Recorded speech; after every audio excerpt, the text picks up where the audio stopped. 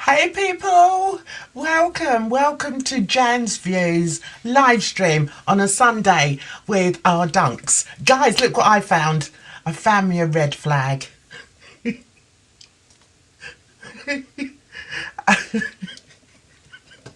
I couldn't help it. I mean, I don't know if you guys have got these things, Bitmojis, whatever they're called, on your phone, but I have so much fun with it. And I thought, do you know what? I'm gonna I'm gonna get me a red flag on there. What do you think, guys? Don't you love it? I love it. Anyway, yeah, so it sort of tickled me. It still tickles me every time I look at it. And the reason it tickles me, before everyone goes on about how ridiculous I look, the whole reason that it makes me laugh is because I'm taking the mickey out of myself, and that's something that the accident group, they don't seem to understand what humour is, which is just it's amazing to me because without humour we live in a very sad world, don't we, guys? Right, let's put me down there. Right, okay, is that all right? Anyway, you have to excuse me laughing. Dunks will stop me laughing in a minute. You know what he's like? I did see he put something in there. Do you know what? I need to have a word with him. Anyway, how are you all, my lovely, lovely people? I hope you're well. So let's see who we've got in the house tonight. We've got Red Sauce. Looks like Red was the first one in. Well done! You get an award for being the first one in the chat. And unlike Duncan, I will be sending out awards after the live stream. Dunks doesn't send out anything. He's rubbish. Anyway, he is here, so I'll let you say hello to him if you so wish, and then we'll go through who we've got in the house with us this evening. So let's let him on. Here he is. Here's the man himself. Hey Dunks, how are you, sweetie? I hope you're well. Yeah, everything's good this end at 9:59 my time, 8:59 your time. I was ready to go. I was ready for the Red Flags theme tune, didn't hear a thing, so I quickly, as quick as I could, wrote, "Where is she? She late again. I'm here." And then you did appear, so I think you were actually on time. I think it was within that minute of 9 to 9:01 your time that you appeared. I don't have a red flag. I don't know how these emojis work. I think it'd be quicker and easier for me to fly to China and get a red flag than to figure out how to display one digitally. So good for you, but no red flag for me. It just tickled me, Dunks. I was having a funny moment and playing with the emojis last night, and I came across this one. And I thought, yes, and so I put myself in this dress that I wouldn't wear it ever. This bright pink dress, and I just laugh at myself the whole time. But hey ho, let's get on. Let's welcome everyone in the house. So we've also got Kristen. Hey, Kristen, nice to see you. We've got Honeybee in the house. We've got somebody called TRN Totes. Hey, welcome. We've got Sweet Angela Smith. Hey, darling. Oh, it's raining in New Zealand. Get yourselves over here. We've got the sun. Look at me tan, guys. Hey. Duncan's trying to catch up with mine, but apparently next week we've got rain, so hey. We've got Pinky Pop in the house. Right, we've got Lisa. Hey, Lisa, nice to see you. We've also got Amanda in the house, and we'll do just a couple more. We've got Tulips from Amsterdam. Do you know, I've never been to Amsterdam, but my daughter has, and she said to me, she phoned me up. She said, "Mum, I've been in this coffee shop, and do you know what? I feel really woozy after this coffee shop." I don't know what she meant. Do you know what she meant by that, Dunks? I know exactly what she meant. They're called brown cafes, and for the longest time they've been licensed to sell all that kind of stuff. I'd never been in one, honestly, never been in one. On the other hand, I do remember in Amsterdam going to the Heineken brewery and doing the tour, and of course there are free samples at the end. So I partook of my vice in Amsterdam. Didn't have time for the Van Gogh Museum or anything like that, but I had a nice time in the Heineken brewery and museum. But I've heard, yeah, if for those that like smoking that kind of stuff, for the longest time, these cafes sounds a bit like Tenerife, the cannabis cafe. It's a cafe, and yeah, you smoke whatever they offer you, I guess. I don't know. It's not my jam. I've never done the drug thing. I've drunk in the past, but not to any great degree. I was just a recreational drinker. I don't see the point in just getting blotto. I like to be in control. Not that you'd believe it, but yeah, I like to be in control. And I find if you drink too much, then you lose control. And I don't like that. We've got DJ. We've got the DJ Ravers in the chat. Hey, DJ, hope you're well. And we've also got Claire and several more of you. And I just want to say thank you so much for joining us. And also a huge thank you to my mods who do a fabulous job. And okay, let's get on with the show. We've got a lot to squeeze in tonight, Dunks. I hope you don't mind. Um, Excuse me. So we're going to start with question number one. And I didn't mean to put in the title that it was an inquest sort of exclusive live stream. But you know what we're like. We tend to sort of go off on a tangent, or rather I do. So the questions are related to the inquest. So question number one was or is, what was the purpose of day two when no more testimony and evidence was given? Do you remember, like that? I think day two was it almost like an afterthought from Adderley? Did he think, oh yeah, let me get another day's money, day's wages. Let's move on to day two, because as far as I'm concerned, it didn't produce anything else. I mean, if he was going to adjourn it, why not adjourn it for, I don't know, a month away, so that the police could have investigated it a bit more? So, what do you think, Dunks? I'm passing it over to you, hon. I think everyone was puzzled by this, apart from one person. And I remember, I think I featured a while ago. I featured a post from Luggy where he said something along the lines of, I think this will be wrapped up in one day, or I'm not sure it'll go long into Friday. And, it struck me immediately as, well, hang on, this unemployed crane operator in West Wales suddenly knows the calendar of a coroner? How does that work? But he got it right. Hats off to the guy in his basement in Fishguard. He got it right. Friday was not needed, which again was evidence to me that word was being communicated from coroner to Debbie to Luggy to Uncle Tom Cobley and all, just not us. We didn't know what was going on. But yeah, I really didn't get why the Friday was needed.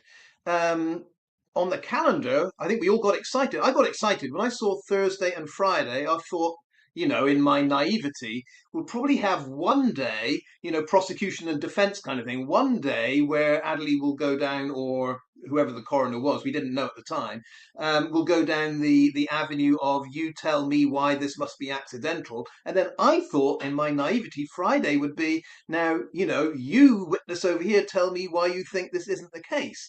And I know a coroner's court is not a criminal court. I know that. But I was thought logically 2 days, you're going to try to have some balance here. And imagine my surprise when, according to the press reports at the end of Thursday, there were no more witnesses, nothing else was scheduled. And so what happens on Friday? And all it was Adderley saying, well, it's an accident, and here's why I've determined it an accident. And I was like, you had a whole day to go into all those unanswered questions. And I know you're in a good mood and you're light and bubbly and frivolous, Jan. I'm still frustrated by this. I don't understand when you have the toxicologist Stephanie Martin that gave her evidence, and there were no follow-up questions about, well, how would this, cocktail of drugs affect behavior or judgment or none of that. It was like, okay, thank you for that. Let's move on. And he had all of Friday. This is what an inquest is, to ask questions, inquest, to ask questions to get clarity. And I don't believe Adderley had clarity. We didn't have clarity. He was like, okay, that's it. I was frustrated and angry. I couldn't understand it. It was like, you've got all day of Friday. All of these people have turned up. They all, apart from Luggy, expected it to go on through Friday. So, like you said just then, Jan, was the whole aim that he gets a day's pay, makes a 10 o'clock decision, and then off to the pub with drinking Dickie, the pathologist, to have a jolly good celebration. That's what it seemed like to me. Correct me if I'm wrong. I love that you use nicknames because that's one of my thing. I always use nicknames. It's just silly. And I remember when you used to talk about drinking Dicky, and yeah, I used to laugh so much about it. Yeah, I mean, I'm like, is it Tez here who's saying it was a total farce? It was. And there was absolutely no reason for it to go 2 days. So, has anyone else mentioned anything on about that? Yeah, and I think, as Sally says, "Hi Sally, I hope you're well."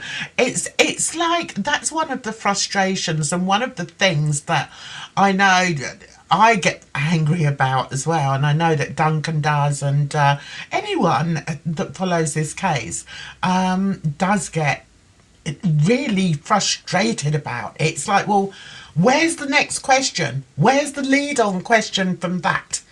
And it's like, so in day one, they just had Josh Forshaw, am I correct? And then it was like, oh, well, Debbie wants other people. She wants to sort of have the other people at the inquest. Did they turn up? No, they didn't. They didn't turn up. So, what was the point? I see none, absolutely. The same as Annette says, "Hey, sweetie, nice to see you here. Hope you're well." Right, so let's go on to number two. Number two, why would Adderley choose to come out of retirement for the Jay Slater case? I think that's a good question. Was it just coincidental? I mean, I don't know. Was it coincidental that he was also working alongside the documentary people? I mean, there's a hell of a lot of coincidences going on, and I'm not sure if that is one of them. So why did he choose to come out of retirement for the Jay Slater case? I remember when Dunks used to talk about it, he was like, "I hope he doesn't. I hope he doesn't do it. Come out of retirement." But sure enough, he did. So, what say you, Dunks? All I can say is, given the absolute farce of the inquest part one, I can't see why a self-respecting person would have wanted to come back for part two. And it's not just us calling it a farce. I remember Katie Davis of The Sun described it as a farce. It's not just, our group saying what a farce. And people like Katie Davis were reporting all along about, likely an accident, no signs of foul play. So, most of the mainstream press were on the accident side. And for her to come out and say this was a farce, you can take that as it was a farce. But I don't know. If I were retiring after a farce of a part one, I wouldn't say, let me come out of retirement to make farce part two. You know what I mean? It's like one of those champion boxers that, gradually gets worse and worse and worse, and they just can't retire. Then they retire, and then they say, no, I'm coming back for one more fight. It's like, no, no, no, you had your moment and it didn't work.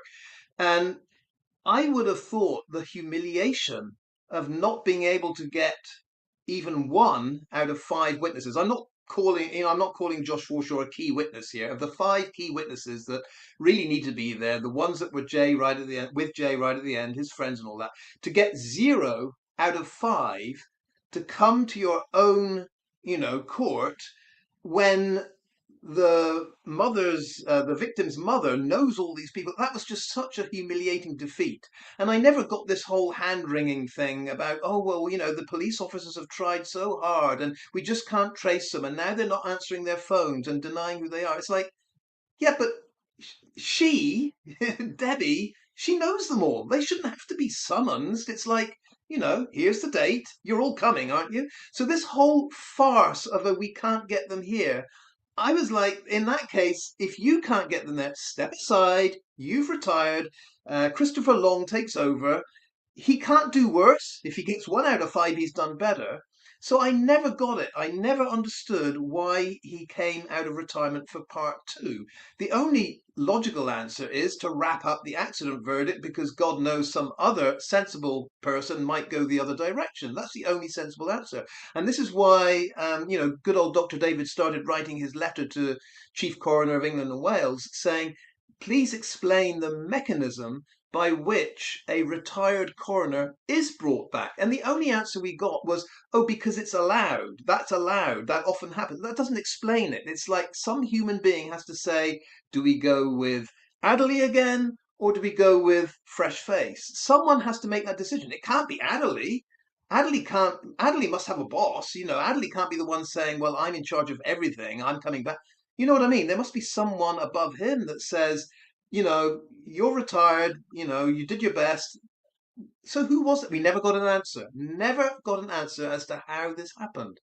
But I don't know what you think, Jan. The more I think about it, the more it stinks of Adderley somehow finagling it so that he got that part 2. Something tells me he knew the worst case scenario was if he didn't get part 2 and some other coroner did, and it reversed itself, it was not an accident, that he would go down in history along with the Nicola Bully case as the totally failed senior coroner. So I can only assume he wanted part 2 so that he could finish off the whole biased process. But it certainly stinks. It really stinks.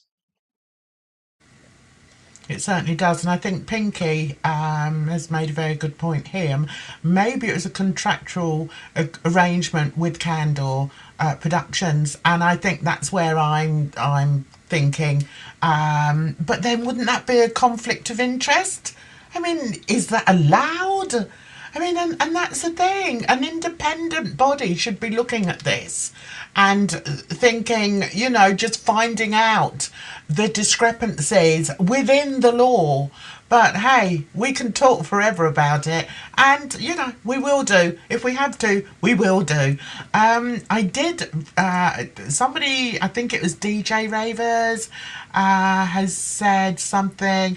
Oh no, it was Scar Energy. Hey Scar, how are you? Has said you were both mentioned on Sonia Poulton's as the only 2 people keeping the fight for the truth right now. Thanks for that. Do you know? It's like I really appreciate it when people thank us, but I think it's just I don't feel that I need thanks for caring about this case. It's just in me, it's part of who I am. I'm a passionate person, and if something is wrong, it's wrong.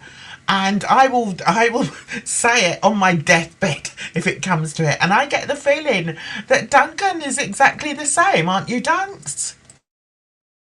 Oh, exactly the same, exactly the same. I'm just driven by the notion that something really bad has happened here, and that some sane human beings, if put in charge, could straighten this out very quickly. Unfortunately, we missed our moment. A lot of the evidence is gone, and the interrogations that should have happened early doors didn't happen. But it still bothers me. It doesn't stop bothering me. I'll have moments in the middle of the day. I might be walking down the street, and I suddenly think, Jesus Christ, if only, Lucy had been interviewed in depth for the full 3 days allowed, we'd have solved all this. And this rankles, it makes you think if only this could have happened. And on the other hand, I start looking forward and I think, so how does this actually come to justice at any point.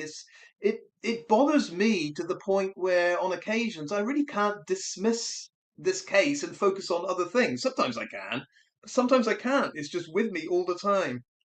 And there are so many layers of what went wrong here that it depresses me to think that this is, it's 2026. We made all this technological progress, and yet simple things like justice in the case of a lad that ends up dead at the bottom of a ravine, we can't seem to sort that out. Well, we can, but the vast majority of people that are in charge of this can't figure it out. And yeah, it gets me down sometimes. That's why I think, Jen, we have to have our moments of humor. Otherwise, the whole thing is just is horribly depressing. Yeah. Yeah, I agree with you there. And yeah, and I do recognize you guys in the chat. You feel exactly the same way.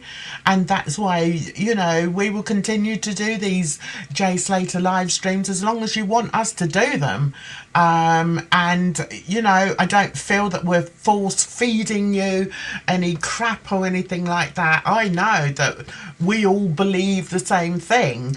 And also, there's so many questions out there. It's nice, or I think it's beneficial to us as a community to have a place where we can sit and we can ask questions and hopefully be able to answer them. Myself and Duncan can't always answer them, but as a community, we hopefully can.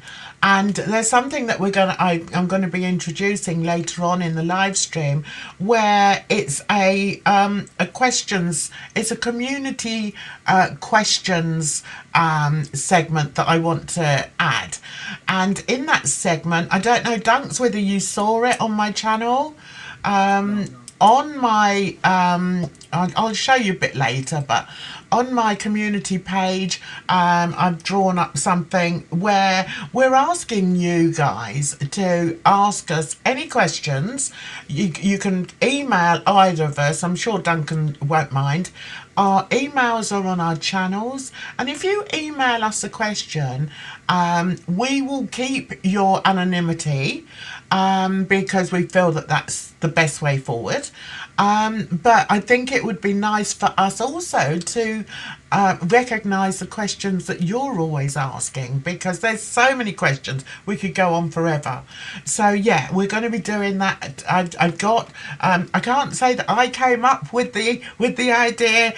One of our community members came up with the idea, and I'm really grateful for that, because I thought, yes, I like that idea. So I hope you'll all join in. And if you've got a question, either text Dunks or message me, whatever, guys. Okay, so let's move on to the next one, which is, why was the 600 Spanish page report DD Google translated not mentioned at the inquest? Do you remember when she said, when she got home, she had this 600-page... You're right there, Dunks. She had this 600-page Spanish report. And so she sat there with Google Translate, translating on, oh, do me a favour, just stop it. So the question is, why was that not mentioned? Why was that not mentioned in the inquest? Can you see the picture there? Look, hola. See, I can speak a bit of Spanish. So, okay, I have to get serious. So why was that not mentioned? What do you think, Dunks? I'm just laughing hysterically at this because I mean, if I got a sense of humor. If I were Adderley, I would have just interrupted at some point and said, Debbie, I've just out of interest, could you sum up in 10 seconds what it says in the first 50 pages of that 600-page report? Or, what's the Spanish word for ravine? Do you know that, Debbie? What have you learned in this? You can make 101 jokes about this, Debbie and her 600-page report. What the hell did you understand when you Google translated that? monster project to go through, especially a legal document. You've got to get every word exactly right. So I just keep laughing at this whole idea of, you know, Debbie in bed late at night, Googling every word, 3 different definitions of every word. Which one does it mean? Poor Debbie. Seriously, I can't get over this. So, as far as I understand it, she gets this report handed to her in November. So I guess July, August, September, October, yeah, several months' work have gone into this 600-page report. She gets given it. She Google translates her way through it. She goes to the inquest, and there's not a single question on it. And this is like, okay, so the Spanish, in theory, have been through everything that Adderley's going to go through in English. They've already, submitted their report. They've already had the, Spanish autopsy and all this, and it's not mentioned once. I just can't get over this. It's like someone else has already done the job for you. It's like if someone gives me a translation, they say, here's what I've translated, from Spanish into English. And then I say, oh, thanks, that's interesting. Right, I'm going to start doing my own translation. I won't even look at yours. It's like, it's already there. You refer to that, see if there's anything that doesn't make sense. And I don't know what Adderley's excuse was. I vaguely remember at some point he said something like, "Oh, it takes so long for the Spanish to get their documents to us." He mentioned that at some point. Um, I don't know what his other reasons were, but I don't understand that. You've got a report that was sent to the victim's mother. She's in the court here, and let's not talk about it. Again, if I'm going to go full scale, full blown conspiratorial here, Jan, is he just so scared that something might be in there that goes against the accident narrative? I wouldn't have thought so, because I would have thought the Guardia Civil are all on board with accident. But I'm wondering if he thought, just leave it aside because that just muddies the waters. Otherwise, I can't think of a reason why you wouldn't refer to it. And he doesn't. He never says at any point. For example, we've got DCI Higson going through the whole phone forensic analysis. We got Stephanie Martin going through the toxicology report. I would guess, I don't know, I haven't read it. I would guess all of this or some of it is in Spanish in that original report, and he's got no interest in it. Isn't that? I mean, I can't explain it, Jan. It's just come on. You've got to refer to it. You've got to say this backs up what was said in Spain, or this contradicts what was said in nothing. I don't get it. I've noticed, because we are actually covering the Brighton Sisters case as well at the moment. You don't know how it is.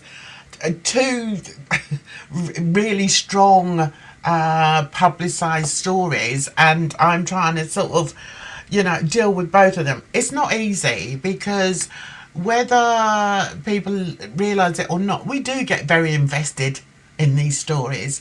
So for somebody like with my muddled brain, it's quite difficult for me to sort of transfer onto another, but I'm doing it and I can cope with it. But I've forgotten where I was going now with this. Oh yeah, I think I saw in the inquest for the sisters dunks that there are actually assistant coroners in there as well in the inquest. So I'm thinking, so why did one of the other coroners in Jay's inquest not say, hang on a minute, maybe we need to mention, so, not say it openly, but go and whisper in his ear and say, we should really be drawing this up at this point. I just don't get it. So we've got someone in the chat. Let's see. Judith. Hi, Judith. I cannot get my head round, as a mum and grandma, how did Dee Dee and Warren are looking at this. It's just not normal how you would look at everything. I know it's it's so frustrating, but come along and take your frustrations out on us, Judith. Yeah, you're very welcome.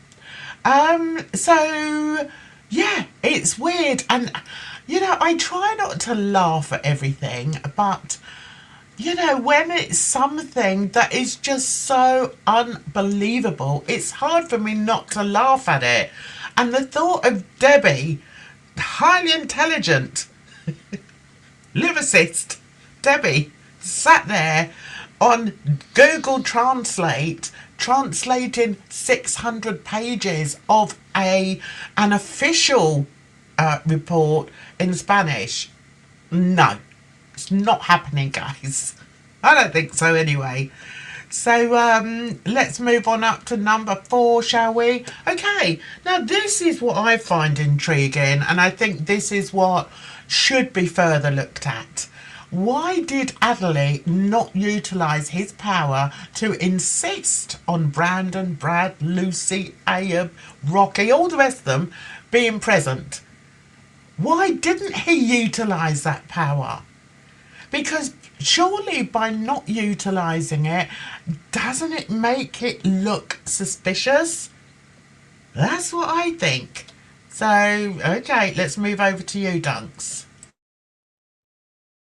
Yeah, that's the situation I understand is that a coroner does have the right, I would say the duty, to ask for the arrest of those witnesses that are key to coming to the right decision here. I mean, I think it works both ways. I think you're not actually breaking the law if you don't go to a coroner's inquest. I think that is perfectly allowed and perfectly acceptable.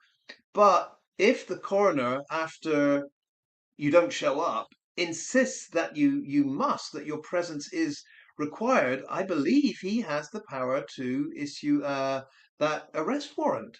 Now, he didn't ever go down the whole, we need to look at this as a possible criminal investigation. He never went down that route, but I do believe he can do if, that's what he sees. But I think we all gathered from, minute one of Adderley's inquest there that he had no intention of enforcing any of this whatsoever. And I still don't understand why any of it, if it were an accident, why any of it would be needed. There's no need for any summons. I don't get the whole why are you summoning anyone? It's an inquest. Your friend or the last person you saw died. It was an accident. I don't understand why we would ever get to the point of saying I will by force of law get you in here if that's what's needed. None of this makes any sense whatsoever. I think you and I, Jan, would have been the other way round. I think I would have shown up on minute one and said, okay, the five key witnesses aren't here. We're going to adjourn immediately. I will issue or I will ask Lancashire Constabulary. This is so serious because I have high suspicions that there is foul play here. I will ask them to issue warrants for arrest if these people, Debbie, that you know, don't come here voluntarily. Once you've given me word, Debbie, that these people will come here by a certain date, I will look at the calendar and we will start then. Is that okay? That I think is a reasonable approach. I just don't understand this. You go into your own court and you start having to give excuses to the public why five people that knew victim's mother and knew the victim chose not to go. I don't get it. I'm getting worked up again here because none of it from minute one. None of it made any sense. I remember seeing, during the first few minutes when the press were giving their live reports, and I remember seeing when the headline was, five key witnesses are not here or are not present. I was like, well, then it can't go on. I've never heard of this. I know it's not a criminal court, but can you imagine, Jan, you're in a criminal court, and the judge shows up and he says, oh, by the way, the five key witnesses aren't here, but it doesn't matter. We have written testimony. Let's go on, shall we? I mean, again, um, the worst lawyer in the world would say, no, no, Your Honor, that can't happen. That's not a fair trial. But this went on. Um, why didn't he? Because, well, we know the answer because he was determined to get an accident verdict. But it's so unjust. It is so unjust. Slightly off topic, but I think you might want to speak on this. Um, is a comment here from someone called Will has said, I hear the Spanish Prime Minister is under investigation for human trafficking, and his wife and her brother have been charged with corruption. Have you heard that, Dunks? Yeah, I've heard that, but from a while ago. I heard about the wife in particular was under investigation or maybe had been charged. but I haven't heard anything recently. I don't know the latest on that. I don't think that's a new thing because there was a controversy about how he would continue with his private life in such turmoil there. But she might, I don't know, maybe she was cleared. But this, I think this charge has been from a while back. It's not, I don't think it's new. Okay. We've got someone called Becky Jones in the house. Hi, Becky. So Becky says that they're a friend of the family. Which family would you be talking about, Becky? Um, so let's go back until she comes back to us. Right, okay. All right, so Vid, hey Vid, hope you're well, says if they appeared in person, they may have thought they'd be detained for questioning. There's always that. I don't think they've all been in the UK at the same time since. Yes, that's a really good point, and I can see Dunks nodding his head down there. Do you want to jump in there, Dunks?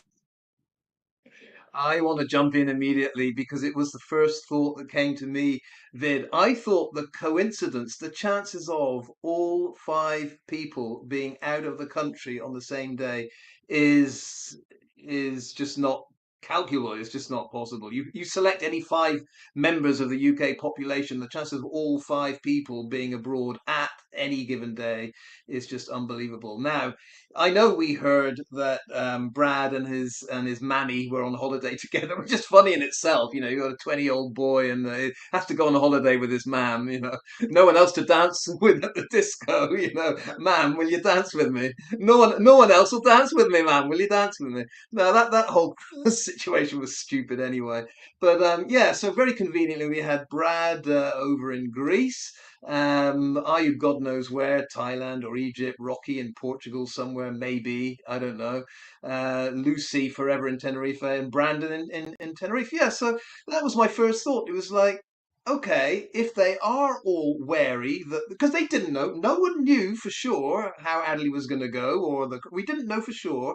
But yeah, had Adley gone with I see serious indications of foul play here, so I'm issuing or I'm going to ask Lancashire Constabulary to detain these people. Every one of them was actually out of the country at that point, and it did occur to me that they'd thought about this, and I think they were communicating as a group beforehand. I think the decision was, you know what? Let's be extra safe here. None of us shows up because we don't want one showing up. Josh Forshaw can show up, but the actual group of us, not one of us shows up. We're all out of the country. And then what's the worst case scenario? Oh, worst case scenario, it's adjourned part two, and maybe one or two of us could show up by video link. You know what I mean? I did think that, Vid. I thought, here we go. They're all out of the country because they're fearing the worst. But uh, in the end, it was Adderley, so it didn't really matter. But I don't know. Did that thought occur to you, Jan, that they're all out of the country in case PC Plod comes knocking at the door? Yeah, I think so too. I think these guys are used to living a certain lifestyle and they know how to stay hidden and they're not gonna, come home if there's a chance that they're going to be locked up. I mean, I wouldn't bother, to be honest. I mean, our cops are bloody useless. Have you seen them lately? Well, you don't see them, do you? Jesus, I see them walking down the street, and they say like as you get older, cops and like doctors and that they look younger. I'm telling you, they look younger than my kids, and I'm like, you've got no authority about you at all. For goodness sake. So yeah, that's another thing. I love the way Doug's just spends the whole time laughing when I'm talking. Especially when I get annoyed about something. I tell you what happened. Excuse me. Recently, this is how good our police are, right?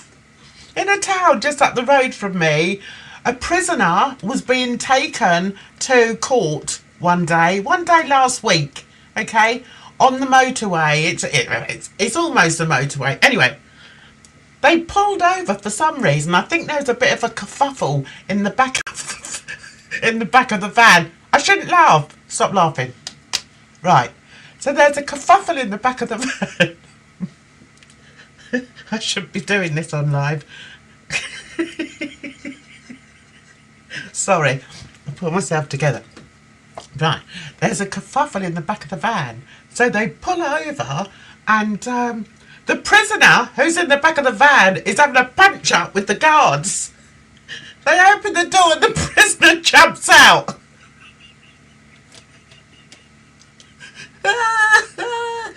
Stop. Okay, I'm sorry.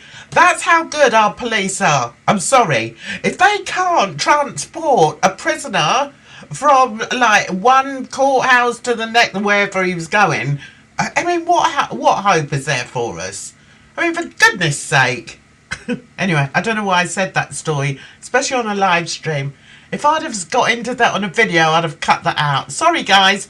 So let me get back here. I believe Becky has said something else. Hey, where are you? Where are you? Has somebody booted you off? All right. Now this is going to be quite interesting. Good. I'm glad you're here, Becky. I'm really glad, because perhaps you can answer some questions for us.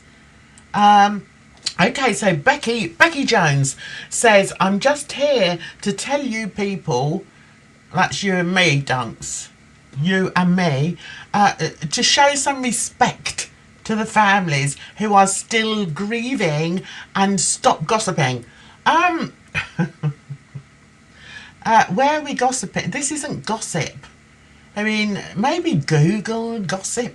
Gossip is when you're sort of leaning over the fence to your neighbour and you're saying, hey, did you hear about old Charlie? What he was up to last week? What we're doing isn't gossiping, darling, okay? We're actually giving our thoughts on a case that is so problematic, so full of conspiracies, so full of contradictions, and because we've got a platform to do that, we're allowed. Well, we'd do it anyway, wouldn't we, Dunks? Whether we're allowed or not.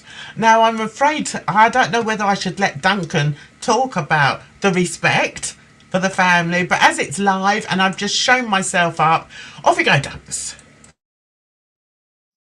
I have no problem at all showing respect to a grieving family. Absolutely no problem with that whatsoever. All I ask for, Becky, is the grieving family show respect to us and actually just answer some very simple questions. We're going, Becky, into year 3 almost of this case, and the family need to show some respect to those of us that really care about what the hell is going on in Tenerife. Now, if the family had any respect for the rest of the world, they would surely come forward and say, where the hell did Lucy spend the night before Jay disappeared? We've got an official, Becky, we have an official Spanish court document that spells it out that Lucy was spending the night at that Airbnb when Jay disappeared.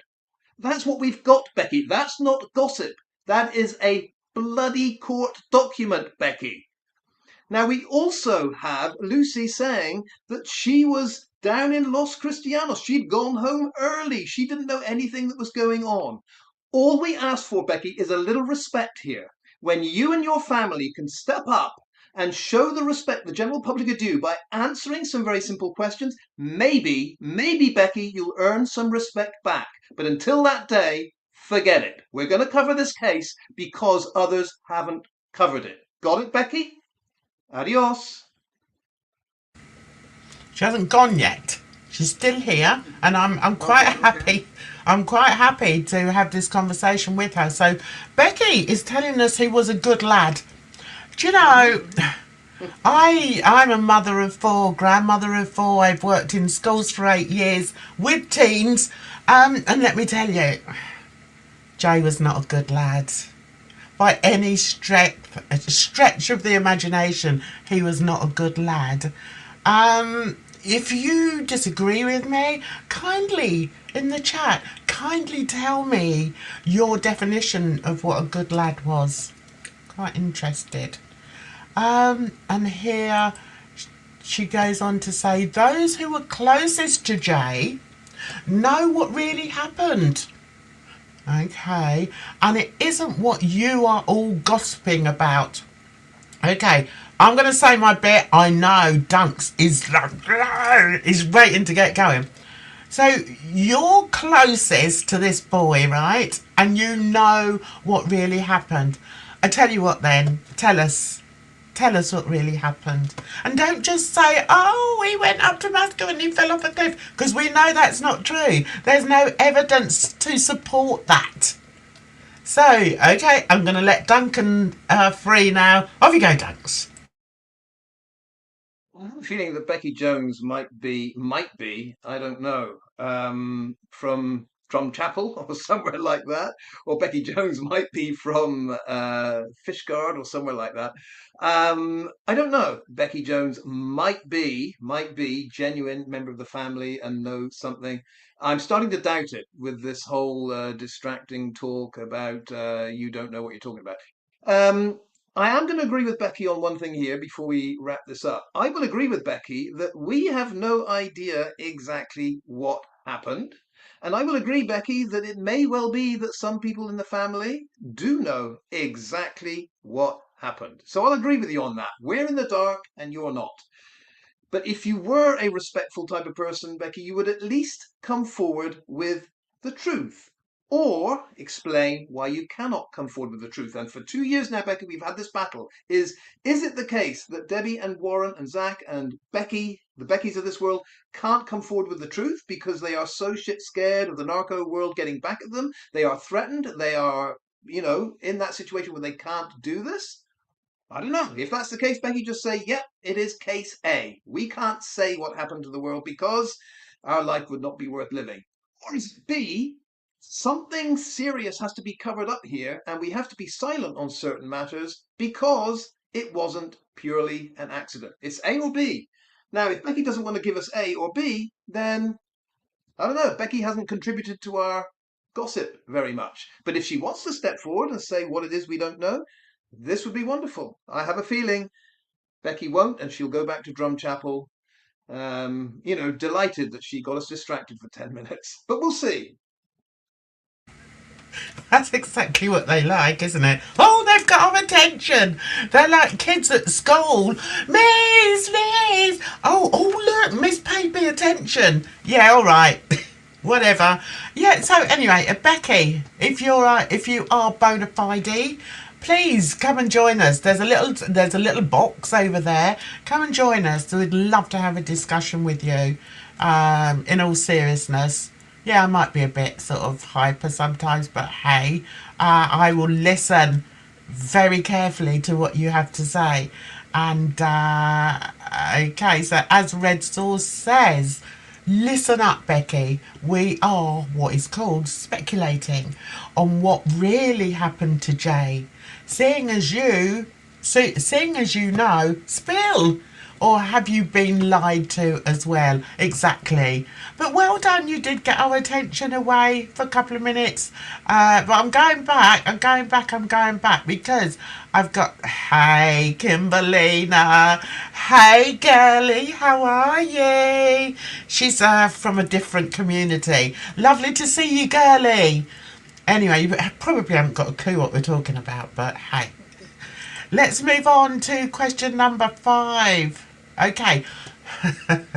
Why was Peter... I said Peter, that's because you keep talking about the old Todger. Anyway, why was Chris Pennington not asked to explain how he found Jay? Why was he not in the inquest? Or like on the end of the phone or on a video link? Hey Chris, how did you find him? How did you find Jay? Because he did actually claim that he had found Jay. So we're just sitting tight, waiting to find out why or how he found Jay. But yeah, don't you wonder, Dunks, why he wasn't asked that question? It's quite an important question, isn't it? Oh, this is another of those burning questions that's never been answered. Never been answered. We've had, bits and pieces of, to use Becky's word, gossip put out there, but we've never actually found out how Jay's body was discovered. And that's where I get frustrated again that Friday was just, well, here's my decision, now we can all go home. Because Friday would have been an excellent day to take everyone step by step through the process by which, after 28 days, Jay's body was discovered. And this is what the coroner's job is. I know he's got a lot of things to do, but he's also got that duty of explaining how the body was discovered. And we still don't know this. We have this cock and bull story from Chris that he got within 500 yards. We never did find out what stopped him. Yeah, what stopped him going further? We still don't know that. We have this cock and bull story. Well, it's not cock and bull story, but it's vague from Guardia Civil that they were somehow anonymously alerted, and they flew down and they lowered the guy down. And he found the body. That's still very vague.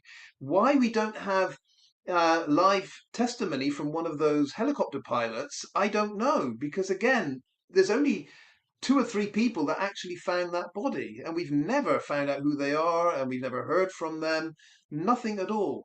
So, yeah, again, I'm getting wound up and frustrated by this because Chris Pennington could have spelled out second by second, detail by detail, how this all happened, and he never has. It's this very vague getting close to the body, and then I had to get out, and one of us had to call the Guardia Civil and say, you better go in there, and if you don't, we'll get a boat in the beach the next day. It's all nonsense. But how, seriously, how was he found? No one can answer that. And that's why it's ridiculous from any standpoint that Adderley said it was an accident, ruled that it was an accident. How can you say that when you haven't even spoken to people that are supposed to have found him? How can you say that? It's ludicrous. I've got to stay calm. I was in a good mood, Dunks. And now you're all fired up, and I'm like, oh, no, no, no. Anyway, let's have a look what people are saying. So Trudy says, why were CPs and the Slugster not even in the documentary? Nobody believed them? Yeah, exactly. And also, but CP was in the documentary, wasn't he, for a couple of seconds? Wasn't he? Didn't we see him bumbling around? And if he was, that means that Adley, I'm thinking aloud, guys, be warned. That means that Adley must be aware of who Chris Pennington is. In which case, why did he not ask for him to be there at the inquest? It's like, okay, I'm thinking aloud here. Shall I come back to you, Dunks, or move on a bit? Mhm. Okay. Yeah, I'm trying to skim through the comments as well, and I'm agreeing with those that are saying that neither Chris nor Luggy in the documentary would have come across as credible. And that might be the same reason none of, Jay's friends or anyone that knew him was in the documentary. None of them would come across as credible. Um, I have a feeling that Chris and Luggy may well have had a hand in what was included in the documentary. And I don't know where I heard it, but this might be gossip, Becky. It might be gossip, but I heard that they had been filmed, or there had been something that was going to include them, and then it was ditched. It wasn't included, editorial decision. And I can only think that, you know, they've they've already had a bit of a hammering online, and it may have been, who knows, it may have been Debbie that said, I just don't want these guys to, take any more of it or take any more flack. It might have been Debbie being kind of considerate and nice, saying, just let's leave them out of this. I don't know. I'm just trying to cover all bases here. But yeah, it's very odd that the team that found Jay have not a word to say on camera in the documentary. But, there we go. Maybe they were interviewed and it just probably didn't sound right because it wasn't right, and Candor thought just leave it out. That's really interesting. I wasn't aware of that, Dunks. I mean, I know because like I've done TV and such in the past, and I know that even if you're in, you know, you filmed a show, there's a good chance that your bit's going to be cut. Hmm. Um, so yeah, that's it, it's not unusual. What I'm saying is, in footage, it's not unusual for, you know, in a documentary or whatever, for them to cut out bits. But it's my brain's going because now I'm thinking, why would they cut out Mister Mr. Blobby bounding around in the Tenerife terrain? That's I just made myself laugh. Stop it. Why would they cut that? Or cut the slugster standing there looking over the... I can't do a Welsh accent, but... yeah, you effing this and you... I think I can understand why they would cut the Welsh one out. I mean, I please, got an do me a favour. I got an answer for that. I got an answer for that. DJ Ravers in the past has says that he gets a kind of pleasure out of just reposting what Chris and Luggy have said, so that we can hear in their own words how nonsensical it is. And DJ Ravers is right. You don't have to put any comments or a transcript. You just play what they've said, and everyone has a good chuckle. So I've got a theory now. My theory is that they were left out of the documentary because they knew someone like DJ Ravers would do a split screen where you have Chris trying to be serious in the documentary saying something, and the other half of the screen is him on one of his drunken rants or falling down on his big ass down the V notch. You know what I mean? They knew that someone would be very clever in here to say, this is the documentary version. Real life version is the bottom right hand side of the screen here, and it would have been it would have gone viral. So I think now, on balance, Candor thought, whatever we do with these two, someone's going to show the reality, and it just won't work. Or the other possibility is they just couldn't understand the Welsh Muppet. Do you know what I mean? They're probably like, whoa, what did he say? Let me play this again for you. No, I don't get it. What was he saying? No, we'll cut him. We can him. Anyway, let's move on. Let's move on. Thanks for all your thoughts in here. It would have stayed. What? Claire. Hey, Claire, did I say hi to you? It would have stayed who found Jay somewhere. It would have stated who found Jay somewhere in those 600 pages. Yes, but maybe, just maybe, Debbie hadn't got the translation. She hadn't got that far, and she didn't realise that they'd actually stated who found him. Yeah, all right. Yeah, we get it, Debbie. Stop it. Anyway, moving on. Oh, six. There. God, this is going on a long time, Dunks. Right. Did the pathologist explain what marks he would expect to see? On the decomposed body of a victim of a violent crime or assault? Because in the documentary they did say that, didn't they? And didn't he say, "Oh yes, well I would expect to see this on the..." Yeah. What? What do you mean you would expect to see it? Is that like an official explanation of, hours tirelessly working? Yeah, yeah, whatever. Dunks, over to you, love. Yeah, it's at this point where the accident group will start shouting out, "Oh, so Duncan thinks he knows more than a pathologist now." Well, in certain circumstances, I think I do, because I can't figure out this situation where you've got a pathologist saying, "Well, there were no signs of any violent struggle. There were no signs of, any violence." And I'm like, well, hang on a second. 28 days, bottom of a ravine, totally mummified or decomposed body, take your pick. What exactly would you be able to see on such a body that indicates any kind of struggle at all? I mean, if we take it at its very basic level, Jan, let's say, two people are on the edge of a ravine. and one decides to trip the other one over and give him a darn good push, and he's gone over. Well, you might say that's not a violent struggle, but that's the push that we were all talking about.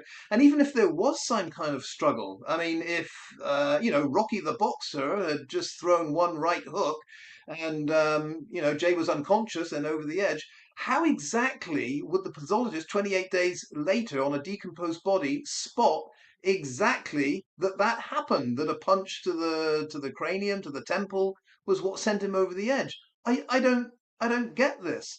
I mean, there are some people, they can get in a fisticuffs, and okay, they might be a little bit bruised. You can see at that time what's happened, but a couple of days later, can't see anything, and the body's not decomposed. It's a normal living body. So again, okay, I'm not a pathologist, but where's this follow-up question from Adderley that says, well, that's interesting that you never saw any signs of any violence or any struggle.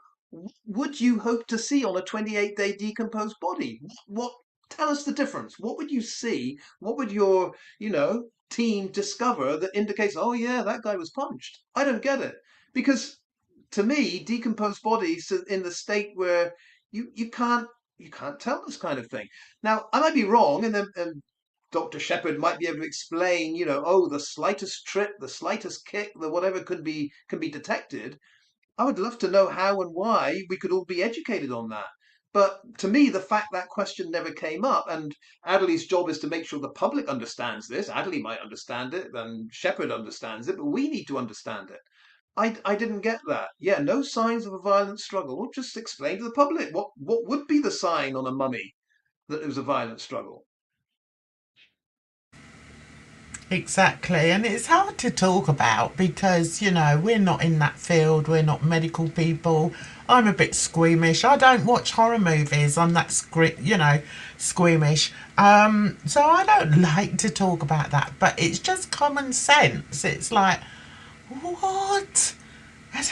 It just seems as if no effort was actually taken to even log what was seen, and that part in the documentary, I still remember that part, and I was like, is this for real? Is this a reconstruction? Is this, I mean, what is this? And yeah, I must say, I was quite upset by it and quite shocked by it. And then when I looked at it from our perspective of what are they trying to tell us, I was like, nah, I'm not swallowing it. And Trudy's talking about the bit where they blurred out part of his back, I think.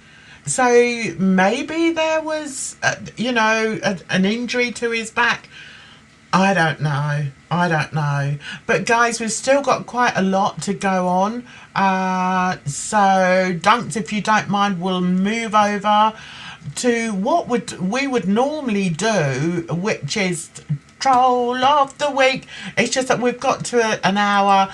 Guys, think about what I was saying about doing this, sending us questions, and what we'll do. I'll make sure that Duncan and myself, we will go over the questions that you send us, and we'll have a section where maybe we answer maybe 4 or 5 questions, Dunks. Does that sound all right to you? Mm-hmm. Yeah, so honestly, Duncan was saying that maybe we need to do more than one part about the inquest, and maybe we should do. So yeah, we'll think about it, guys. Dunks, are you around next week, honey? Good, good. So maybe we'll do a part 2 on this next week. So let's get on to what would normally be Troll of the Week. Listen, I felt we didn't need to do Troll of the Week tonight because this is the best response I've seen to the trolls. It's wonderful. I'm not going to say who it is. I think I know who it is, and I have to applaud you. Brilliant. There's nothing more to be said about the trolls this week.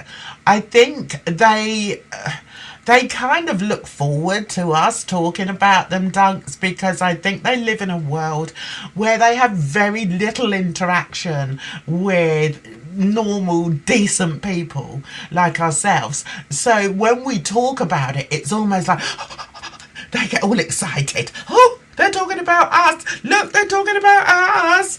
So I thought, yeah, we give them a week off this week and just show them that picture. Because I think Dunks would probably agree with me. That is, yeah, that is exactly the right look or thoughts that we have towards our darling trolls. Do you want to say something? Yeah, okay, here he comes. Just very quickly, I think it's been a little bit quiet on the troll front. To be honest, I haven't been as assiduous as normal to go through and see what they're saying, but I haven't picked up on very much. It's been very, very quiet on Luggy's channel. He's posting very, very little. And unless Luggy posts something, none of them have got the guts, it seems, to actually, make a video or make a serious comment on anything. I think they must get very, very bored because I'm very glad, actually, Jan, in the last month or two that we've been doing these regular lives because up until a month or two, I was the only one. Occasionally Wax, but it was nearly always me. And sometimes it is still me that is the subject of every single comment in every single post that Luggy will put up there. It is bizarre. And I was thinking to myself, if my life revolved around daily slagging off of one person who I've already considered boring, ignorant, and lying, and then why have you got something to say about me still after 2 years?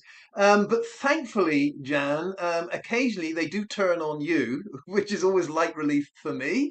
Have a good read of that, a good chuckle. But yeah, they've been quiet of late. I think the failure of Jay's Law petition has again knocked the stuffing out of a few of them. I think they can see that Luggy's completely nonsensical going on about, oh, government's still working on this, government's still. No, it's Jay's petition is dead, it's gone, it's buried. We've seen the shift. Debbie now saying, "Oh, I'm all concerned about ketamine.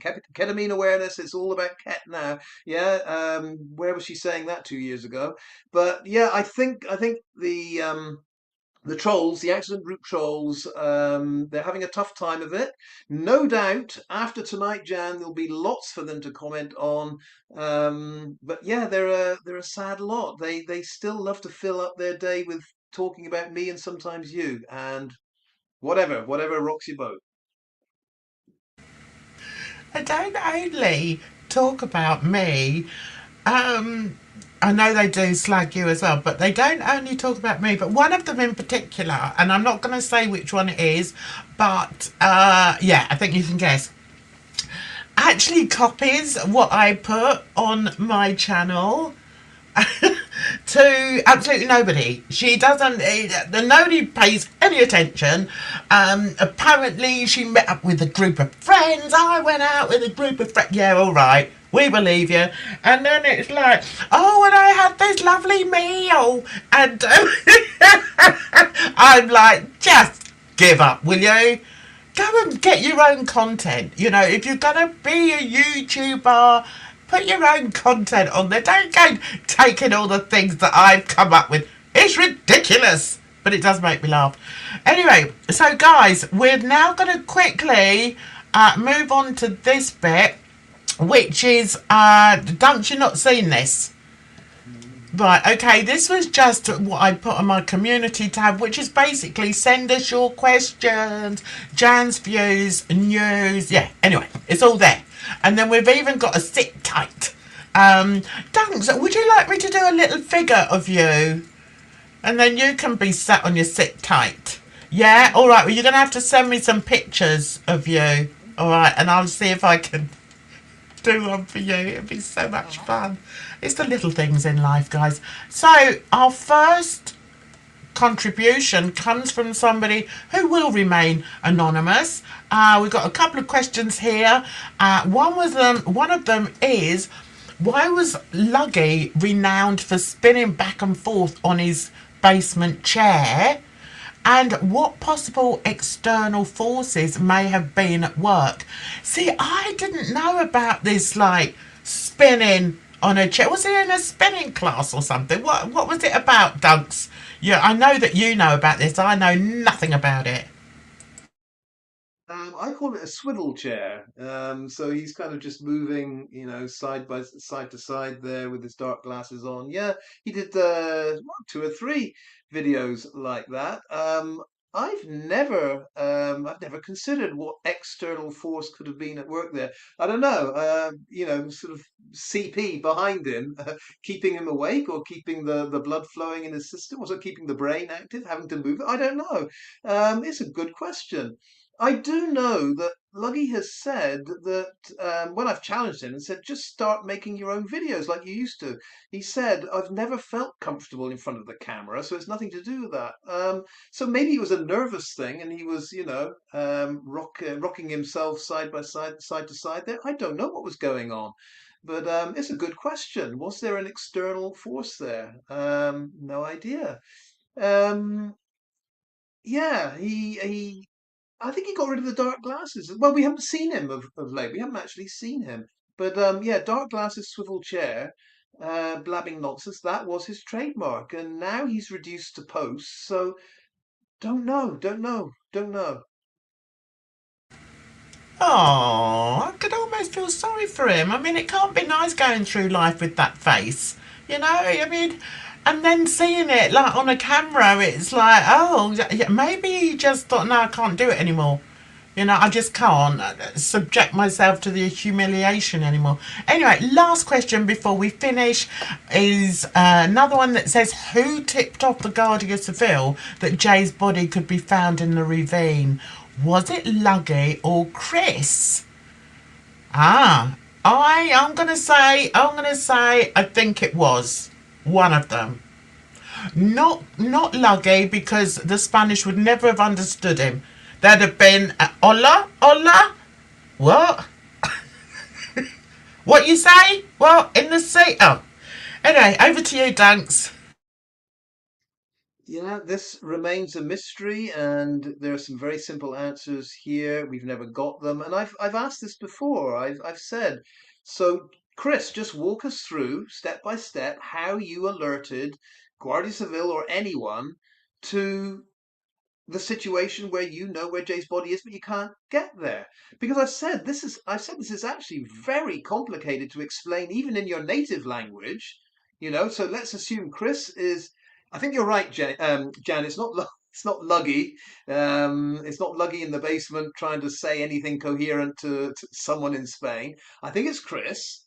But even in English, it's actually very difficult to say, listen, I've got to this point here where I am. I'm about 500 meters away. I can't go on because this is blocking me, but I happen to know the body is down there because of. It's very complicated to explain logically and clearly in your native language. Now, my experience of Guardia Civil and Spanish law enforcement in general is that their level of English isn't good enough to understand that kind of thing. Um, so I've always been mystified by this. Is it Chris speaking English to someone who's just saying, see, put the phone down? And I thought, whatever. So I don't understand how this communication happened. I really don't. And Chris, of course, has never come forward to say, this is exactly what I said, or here is a transcript, or here's a recording, or, here's evidence that I actually called this number. None of that. I've always been fascinated to know if Chris had one particular person in the Guardia Civil he was supposed to be liaising with, or if it's the head guy, Cipriano Martin. Who is it exactly that he's talking to? I suspect, Jan, I'll come out and say it, it's all bullshit. There isn't anyone up there that they're talking to. But if there is, we've not heard one single word of what was actually said. And then we get this whole Coast Guard thing. I think Luggy said that someone in his team or someone he knew at Los Gigantes Harbour saw the helicopters going over, and they told the Coast Guard that bodies been found, and I don't know. It's all a mystery, and it shouldn't be. Had there been a proper inquest, we would have found out. But as it is, we're left guessing.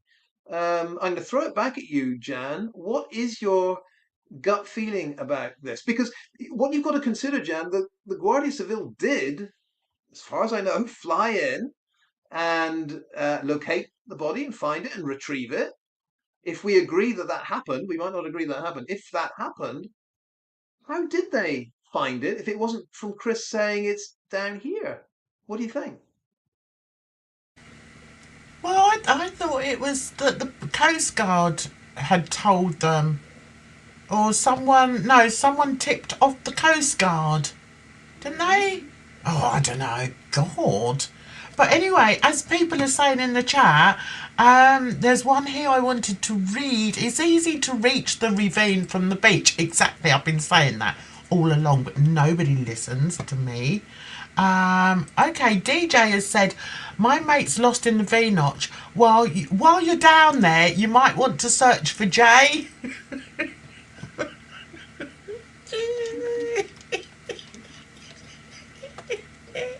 DJ, you're gonna get us in trouble. Stop it. Right, okay. Stop it. This is meant to be serious. Right, I was going to say, right, Vid. Okay, Vid is being serious here. Right, so Vid says, I think the Coast Guard just repeated that the police had told the Coast Guard they'd had a tip off. I found the clip of the guy recounting what his Coast Guard friend had been told and in turn told him.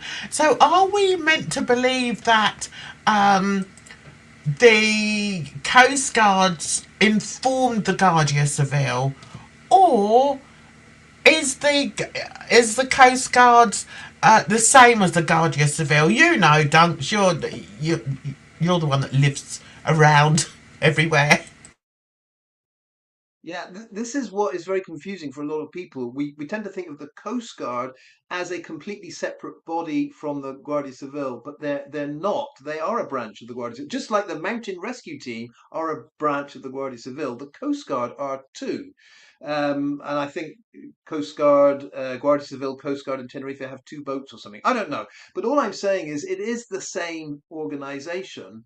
I don't know how the communication went, but this is why I've always thought it's entirely possible, maybe likely, that Jay's body was found either on that beach or very, very close to it. That's why the Coast Guard were involved. It makes sense then if the Guardia Civil make a call to the Coast Guard saying, guess what? It's not actually at the bottom of a chasm in the ravine. It's 50 yards up from the beach. That's your territory. I don't know. If the Coast Guard are involved, it has to be something to do with the beach and the coast or in the sea. Otherwise, I can't see why they're involved. But we should know. We should know all this, and we shouldn't laugh about it, Jan. But it is, what DJ Ravers has just said. There is, it's kind of funny. My mate's lost in the V notch. You can imagine the Guardia Civil and Chris stumbling around the V notch, and one of them says, "Hang on a second. What are we supposed to be down here for anyway? What's that over there?" Chris will go, "Oh, I don't know, but at least you rescued me." Yeah, what's going on? Yeah, get my mate out of here. And then everyone at the end of the day, when they're having a beer, says, I've forgotten what were we down there for in the first place. It is a crazy, crazy story, and the whole Coast Guard thing. I mean, I still can't figure it out why they're involved unless the body is on the beach or in the water. I still don't get why they're involved. Yeah, well, guys, I do apologise. That wasn't a very good example of us answering your community questions. We'll try and do better. I promise. So I'm going to finish with Sally saying, I remember that video by the UK guy working in water sports. Yes, who tipped the Coast Guard. So what? It was the guy working in the water sports that tipped the Coast Guard. Okay, we're going to need to think about it, guys. Okay? I don't think we're going to, we can't get that part of the story straight, which is so unusual, really, isn't it? Especially when everything is so clearly set out for us. Anyway, Dunks, that was a long one. We always get through so much, don't we? So, do you want to say, you've already said you're around next Sunday, so that's great. We'll be going live again next Sunday. Dunks, is there anything else you want to say? And do you want to say your goodbyes to everybody? Yeah, it has been a long evening, but then we didn't have anything a week ago, so there's a lot to catch up on. I like the idea, Jan, of getting some questions from the commenters. I'm happy to answer anything. Unlike the accident group, I'm happy to answer anything. You're happy to answer anything. We will thrash it out. But let's get some questions from the audience and we can keep going. I wouldn't mind dipping a bit more into what went wrong with the inquest because it's such a massive subject and it's such a failing, not only of the Jay Slater case, but of, society, UK, justice in general. It really riles me. I can't get over this. The inquest is asking questions, finding out stuff. And that whole Lost Friday, it just makes my blood boil. But yeah, let me sign off and say bye, everyone. Thanks very much for joining us. See you next week. Get the questions rolling in. But there's so much more to talk about here because, as we discovered, the whole finding of the body, no one can explain step by step what happened there. And yeah, the more that we think about it, the more we might get a bit closer to figuring out what doesn't make sense. But I don't know. I don't know. We'll give it a go. Hey, Jan, we'll try again next week. We certainly will do, Dunks. And thank you so much for joining me again. It's lovely having you up here and just making you laugh. Makes my day. But, I don't want people to think that I'm being frivolous about it. I'm not. But sometimes, especially with a story that's so heavy and we're so passionate about, sometimes you just have to laugh at other things. Okay, there's nothing funny about the Jay Slater story. It's just all the stupid. Anyway, you know what I'm trying to say. So, Dunks, I want to say thank you so much, honey, for joining me, and I look forward to seeing you next week. And I also want to say a huge thank you to everybody in the chat and to my mods. You're wonderful people. I hope you have a fantastic week ahead and just take care of yourselves because, trust me, it's a rotten old world. So, until the next one, bye bye for now.